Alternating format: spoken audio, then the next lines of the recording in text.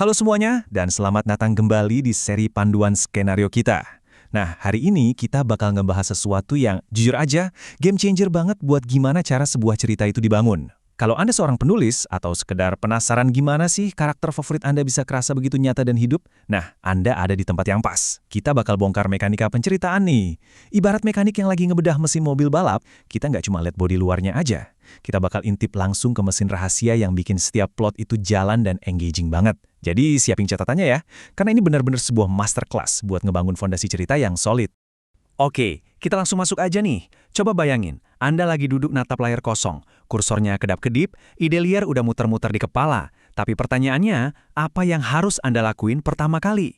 Sebelum nulis satu baris dialog pun, sebelum mikirin setting yang megah atau adegan aksi yang meledak-ledak, ada satu langkah super krusial yang mutlak harus diselesain pas bikin draft pertama. Kalau langkah ini kelewat, wah, cerita Anda bisa gampang banget kehilangan arah. Atau yang paling parah, karakter Anda bakal kerasa datar dan kayak nggak punya motivasi. Ini tuh bener-bener fondasi dari seluruh bangunan narasi yang mau Anda bikin. Dan jawabannya adalah peta hubungan karakter. Yap, tapi tunggu dulu. Ini bukan sekedar diagram struktur organisasi biasa ya. Ini adalah setting dasar paling kritis buat seorang penulis. Kenapa coba? Karena sebelum ceritanya benar-benar mulai, peta ini tuh ibarat kerangka utamanya. Gini, kalau karakter itu kita ibaratkan otot dan kulitnya cerita, nah peta hubungan ini tuh tulang belulangnya. Ini yang memetakan siapa kenal siapa dan gimana mereka semua saling terkait, baik secara emosional maupun naratif. Bikin cerita tanpa peta ini tuh ya sama aja kayak Anda bangun rumah tapi nggak pakai cetak biru. Bakal roboh kan? Terus gimana sih bentuknya? Nah, dalam bentuk yang paling murni dan paling basic, peta ini tuh selalu ngebentuk apa yang kita sebut sebagai segitiga terbalik. Ada 3 titik utama nih di sini. Pertama, udah pasti protagonis kita, sang pahlawan atau fokus utama cerita. Terus ada antagonis, kekuatan lawan yang ngasih konflik. Nah, yang ketiga ini yang sering banget dilupain padahal pentingnya bukan main. Karakter ketiga. Karakter ini bukan sekedar figuran numpang lewat ya. Mereka ini orang yang terikat takdir, punya hubungan yang nggak bisa dihindarin sama si protagonis dan antagonis. Kalau kita hubungin ketiga peran ini, otomatis bakal ngebentuk siluet segitiga terbalik yang kokoh banget. Tapi wait, ada satu hal penting banget yang sering salah dipahami nih. Penulis pemula tuh biasanya cuma narik garis biasa antar karakter. Misal, si A ngomong ke si B. Padahal realitanya nggak sesimpel itu. Garis-garis ini harusnya dilihat sebagai panah pengaruh timbal balik. Ini bukan sekedar jalan satu arah yang statis ya. Ini tuh ibarat saluran dinamis di mana pengaruh yang gede banget terus-terusan mengalir dan bertukar sepanjang cerita. Percaya deh, kalau Anda nggak nangkep makna mendalam dari panah-panah ini, bakal susah banget buat bikin peta hubungan karakter yang beneran hidup dan organik.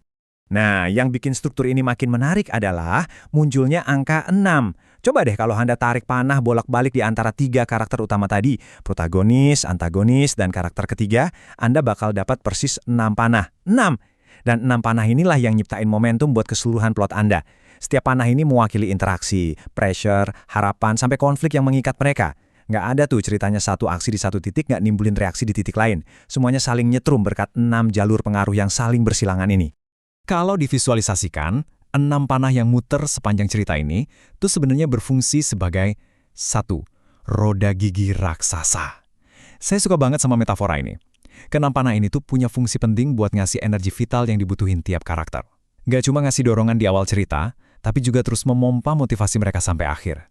Kasarnya nih, struktur segitiga terbalik itu sendiri yang diikat sama 6 panah ini adalah roda gigi raksasa sesungguhnya yang bikin cerita Anda terus muter dan nggak pernah kehabisan bensin.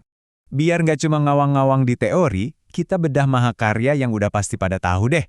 Kita pakai film thriller ikonik tahun 95, Seven.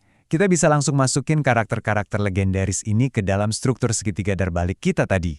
Di satu sudut, kita punya detektif veteran Somerset yang dimainin sama Morgan Freeman. Di sudut lain, ada detektif pemula Mills yang diperanin Brad Pitt. Dan tentu aja, sang pembunuh berantai, John Doe, yang sukses dibawain dengan super creepy sama Kevin Spacey. 3 pilar ini benar-benar jadi fondasi absolut dari penceritaan filmnya. Jadi, poin krusialnya di sini adalah, melihat kalau Somerset, Mills, dan John Doe ini bukan cuma karakter yang jalan sendiri-sendirian. Mereka ini ibarat reaksi kimia yang super nggak stabil, yang terus-terusan dipanasin sama 6 anak panah pengaruh tadi. Coba perhatiin gimana Somerset harus ngerespon Mills yang impulsif, gimana Mills jadi makin terobsesi sama John Doe, dan gimana lihayanya John Doe manipulasi mereka berdua. Nah, pengaruh timbal balik inilah yang muter roda gigi cerita yang gelap itu menuju akhir yang mind-blowing. Dinamika mereka itu hidup, gesekan terus dari awal sampai akhir. Oke, tarik nafas dulu sebentar. Segitiga terbalik kita udah jadi, 3 karakter utama udah ada, 6 panah juga udah nyambungin mereka. Kelihatannya udah perfect kan? Eits, tunggu dulu. Disinilah letak rahasia sebenarnya dari peta hubungan ini. Pertanyaan yang harus Anda tanyain ke diri sendiri sekarang adalah, terus, apa yang terjadi pas struktur segitiga ini benar-benar udah kelar digambar? Apa sih yang sebenarnya diam-diam ngumpet di depan mata kita dari tadi? Ternyata pas struktur ini utuh, fitur rahasianya bakal langsung keungkap. Boom! Muncul karakter keempat. Dan ini bukan sekedar karakter tambahan numpang lewat ya. Ini adalah sosok sentral tersembunyi yang posisinya persis ada di tengah-tengah segitiga terbalik tadi. Karakter keempat ini tuh ibarat jantung yang berdetak di dalam kerangka cerita Anda. Mereka ngebentuk ikatan penstabil yang super deket sama ketiga titik sudut di luarnya. Ya, mungkin mereka nggak selalu dapat spotlight paling banyak, tapi aslinya merekalah yang nahan keseluruhan struktur cerita ini biar nggak hancur berantakan. Dan ini tergambar dengan sangat-sangat brilian di film Seven. Karakter keempat yang sembunyi di pusat segitiga itu nggak lain adalah Tracy, istrinya Mills, yang diperanin Gwyneth Paltrow. Secara screen time dia emang nggak sebanyak 3 karakter lainnya, tapi Tracy ini punya koneksi yang intim banget dan krusial ke semua sudut segitiga tadi. Dia jadi jangkar emosional buat Mills, dia jadi teman curhat dadakan buat Somerset, dan tragisnya dia jadi bidak pamungkas buat master plan-nya John Doe. Tracy ini benar-benar perekat yang nahan semua tensi ekstrim di film itu sampai meledak di akhir. Keren banget kan? Gimana sebuah peta sederhana ternyata bisa nantuin seberapa dalam dan kuatnya cerita Anda. Peta hubungan karakter ini lebih dari sekedar persiapan aja guys. Ini benar-benar cetak biru buat nyawa narasi Anda. Jadi, buat Anda yang lagi siap-siap nulis draft skenario selanjutnya, saya mau ninggalin satu pertanyaan nih buat diremungin. Kalau segitiga terbalik itu adalah mesin cerita Anda yang digerakin sama 6 panah pengaluh tadi, kira-kira siapa yang bakal Anda taruh di tengah buat nyatuin semuanya? Coba pikirin baik-baik karakter keempat itu dan mulai petakan mahakarya Anda sendiri dari sekarang. Terima kasih udah ngikutin sesi kali ini, teruslah menulis, dan sampai jumpa di analisis kita berikutnya.